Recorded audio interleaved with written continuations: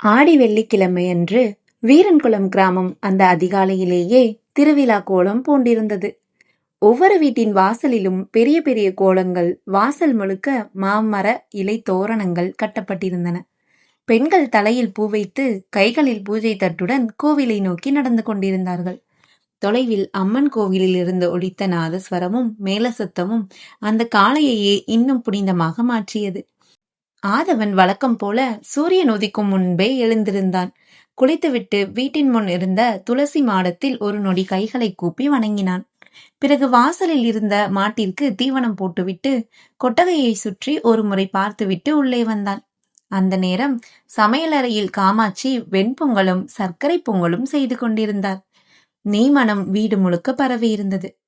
ஆதி, அங்க இருக்க தேங்காயை கொஞ்சம் உடைச்சு கொடுப்பா என்று உள்ளே இருந்தபடியே குரல் கொடுத்தார். இதோமா என்று சொல்லிக்கொண்டே ஆதவன் தேங்காயை எடுத்துக்கொண்டு வாசலுக்கு போய் ஒரு கல்லில் மெதுவாக உடைத்து சுத்தம் செய்து கொண்டு வந்தான். இந்தாங்கம்மா. சரி, அங்க இருக்கிற வாழை இலையையும் எடுத்துட்டு வா, பூஜைக்கு போகும்போது எடுத்துட்டு போலாம் என்றதும் சரி என்றான். அவன் வீட்டின் பக்கத்தில் இருந்த வாழை மரத்திலிருந்து 2 நல்ல இலைகளை கவனமாக அறுத்து கொண்டு வந்தான். அந்த நேரத்தில் புத்தகப்பையை தோளில் மாட்டிக்கொண்டு காவ்யா அவசரமாக வெளியே வந்தாள். அம்மா, நான் கோவிலுக்கு வர கொஞ்சம் லேட் ஆகும். காமாட்சி திரும்பி பார்த்தார். ஏண்டி? என் ஃப்ரெண்டு ஒருத்தி கோவில் பக்கத்துல தான் வர சொன்னான், அவளையும் கூட்டிட்டு வரணும். சரி, சீக்கிரம் வந்துடு. சரிம்மா. அதை கேட்ட ஆதவன் சிரித்தபடி, நீ எங்க போனாலும் கூட்டாளி இல்லாம போவே மாட்டியா? காவ்யா உடனே சிரித்தாள். அண்ணா, நீயும் தனியா போக மாட்டியே, செந்தில் அண்ணா இல்லைனா உனக்கு கோவிலே போர் அடிச்சிடும் என்றதும், ஏய், காலையிலே ஆரம்பிக்காத என்றான். நான் உண்மையைத்தான் சொல்றேன் என்று கிண்டலாக சிரிக்க காமாட்சி இருவரையும் பார்த்து சிரித்தார். நீங்க 2 பேரும் சண்டை போடுறதை விட்டுட்டு முதல்ல சாப்பிட வாங்க என்றதும் மூவரும் தரையில் விரிக்கப்பட்ட பாயில் அமர்ந்தார்கள். சாப்பிட்டு கொண்டிருந்த போது காமாட்சி மெதுவாக, ஆதி, கோவில்ல இன்னைக்கு கூட்டம் அதிகமா இருக்கும், யாருக்காவது உதவி வேணும்னா பாத்துக்கோப்பா என்றார். சரிம்மா என்று ஆதவன் தலையசைத்தான். அவன் அதை சாதாரணமாக சொன்னாலும் யாருக்காவது உதவி செய்வது அவனுக்கு பழக்கமான விஷயம்தான். அதே நேரத்தில் வீரன்குளத்தில் இன்னொரு தெருவில் இருந்த சிறிய வீட்டில் யாழினியும் கோவிலுக்கு போக தயாராகி கொண்டிருந்தாள். அவள் அலமாரியை திறந்து நேற்று இரவே எடுத்து வைத்திருந்த ஒரு எளிமையான காட்டன் சேலையை கையில் எடுத்தாள். கண்ணாடி முன் சில நொடிகள் அமைதியாக நின்றவள் ஒரு ஆழ்ந்த மூச்சை இழுத்து கொண்டாள். பின் சேலையை அணிய தொடங்கினாள். யாழினி சேலையை அணிந்து முடித்துவிட்டு கண்ணாடி முன் நின்றாள். வெளிர் மஞ்சள் நிற காட்டன் சேலை, அதற்கு ஏற்ற எளிமையான பிளவுஸ், நெற்றியில் சிறிய சிவப்பு பொட்டு, காதில் சின்ன ஜிமிக்கி, முடியை நீளமாக பின்னி அதன் நுனியில் சில முழம் மல்லிகை பூவை சூடிக்கொண்டாள். கண்ணாடியில் தன்னையே ஒரு நொடி பார்த்தவள் மெதுவாக சிரித்தாள். இப்படி சேலை கட்டி கோவிலுக்கு வந்து எத்தனை வருஷம் ஆயிடுச்சோ என்று தனக்குத்தானே முணுமுணுத்து கொண்டாள். மேசையின் மீது இருந்த பூஜை தட்டில் தேங்காய், வாழைப்பழம், வெற்றிலை பாக்கு, பூக்கள் எல்லாவற்றையும் ஒழுங்காக வைத்தாள். கதவை பூட்டிவிட்டு வெளியே வந்தபோது பக்கத்து வீட்டு பாட்டி ஏற்கனவே வாசலில் நின்று கொண்டிருந்தார். அடடே, டீச்சரம்மா, ரொம்ப அழகா இருக்கீங்களே என்றதும் யாழினி வெக்கத்துடன் சிரித்தாள். நன்றி பாட்டி என்றாள். சரி வாமா, எல்லாரும் கோயிலுக்கு தான் போயிட்டு இருக்காங்க. இருவரும் சேர்ந்து மெதுவாக நடக்க ஆரம்பித்தார்கள்.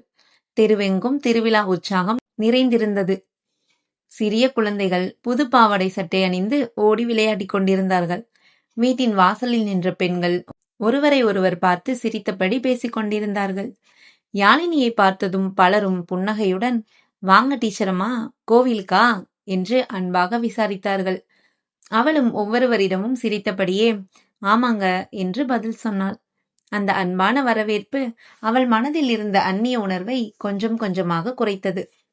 2 நாள்லயே எல்லாரும் என்ன எவ்வளவு இயல்பா ஏத்துக்கிட்டாங்க என்று மனதிற்குள் நினைத்து கொண்டாள். கோவில் வாசலை நெருங்கியதும் நாதஸ்வர சத்தம் இன்னும் தெளிவாக கேட்டது. உள்ளே பக்தர்கள் வரிசையாக நின்று சாமி தரிசனம் செய்து கொண்டிருந்தார்கள். வாசலில் செருப்பை கழற்றிவிட்டு உள்ளே நுழைந்த யாழினி ஒரு நொடி கண்களை மூடி கைகளை கூப்பினாள். அந்த நேரத்தில் கோவிலின் மறுபக்கத்தில் பூஜைக்கான ஏற்பாடுகளை செய்து கொண்டிருந்த ஆதவன் பூக்கூடையை எடுத்துக்கொண்டு மண்டபத்தை நோக்கி நடந்தான். டேய் அங்க பார்டா என்று எதிரே வந்த செந்தில் அவன் தோளில் தட்டினான். எங்கடா? வாசல் பக்கம் என்றதும் ஆதவன் இயல்பாக திரும்பி பார்த்தான். கோவில் வாசல் வழியாக மெதுவாக உள்ளே நடந்து வந்த யாழினி அவன் கண்களில் பட்டாள். வெளிர் மஞ்சள் நிற சேலையில் மல்லிகை பூச்சூடி கையில் பூஜை தட்டுடன் வந்த அவளை பார்த்தவன் ஒரு நொடி அப்படியே நின்று விட்டான். அதை கவனித்த செந்தில் மெதுவாக சிரித்தான்.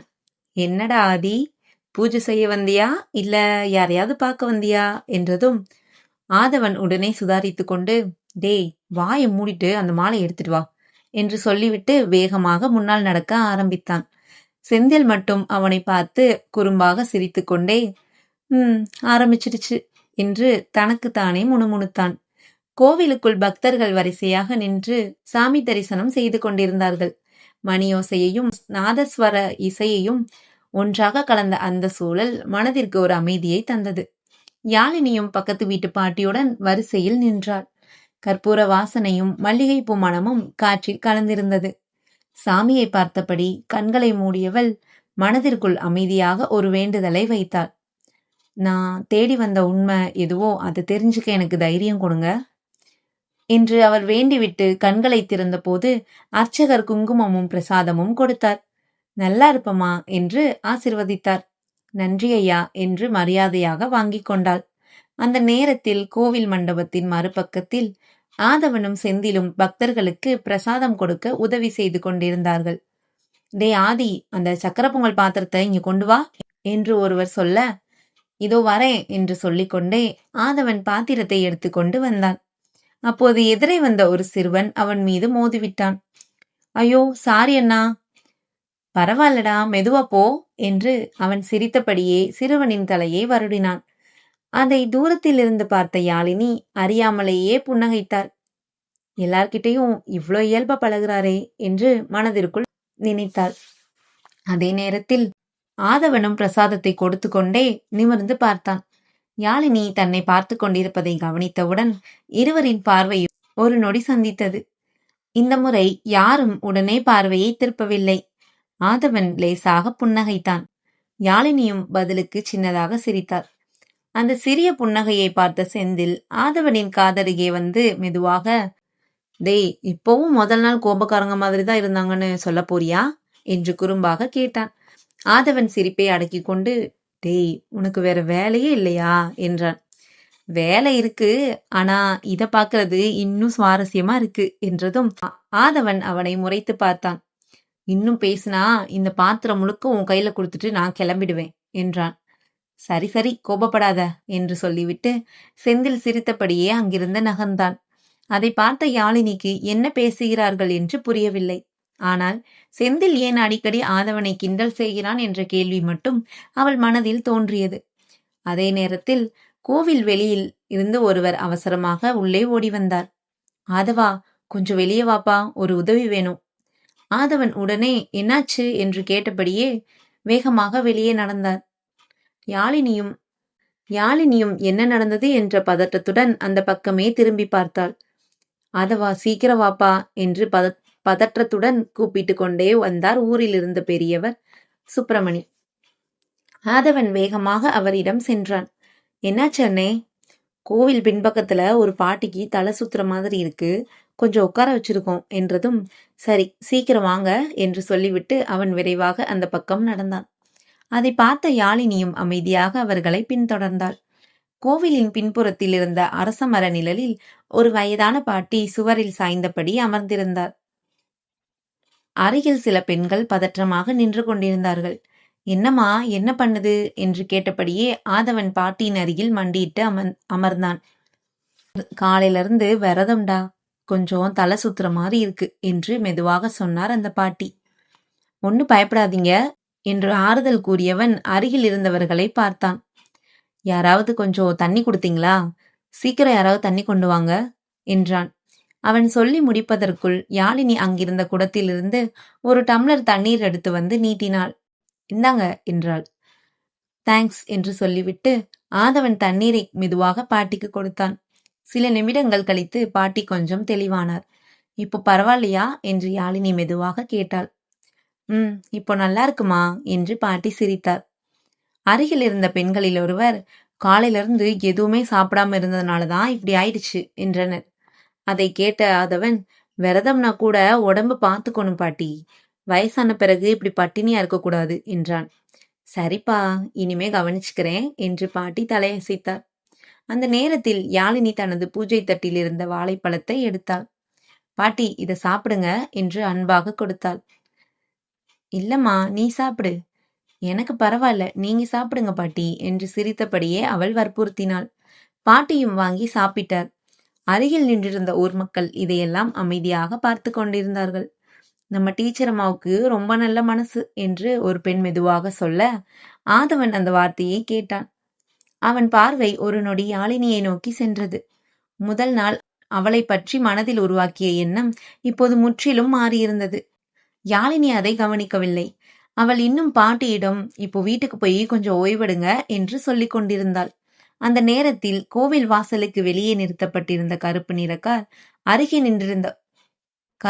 கார் அருகே நின்றிருந்த ஒரு மனிதன் கோவிலுக்குள் நடப்பதையெல்லாம் தூரத்திலிருந்து கவனித்துக் கொண்டிருந்தான்.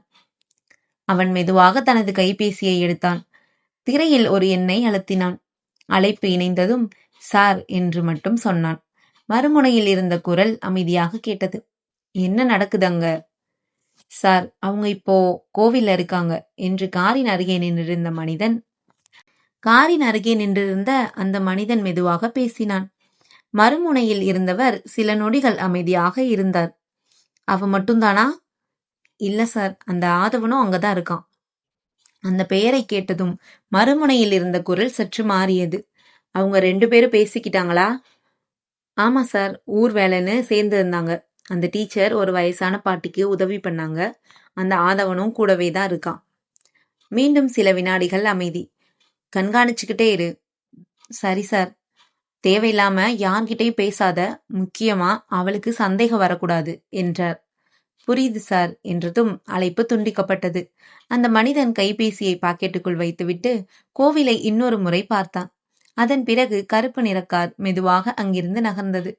கோவிலுக்குள் பூஜை முடிந்ததும் மக்கள் மெதுவாக வீடுகளுக்கு கிளம்ப ஆரம்பித்தார்கள். டீச்சர் அம்மா, பிரசாதம் வாங்கிக்கோங்க என்று ஒரு பெண்மணி அழைத்தார். யாழினி சிரித்தபடி பிரசாதத்தை வாங்கி கொண்டாள். அந்த நேரத்தில் காவ்யா தன் தோழிகளுடன் அங்கு வந்து கொண்டிருந்தாள். பிரசாதம் வாங்கி கொண்டிருந்த யாழினியை பார்த்ததும் அவள் அருகே சென்றாள். ஹாய் மிஸ் என்றதும் யாழினி திரும்பி பார்த்தாள்.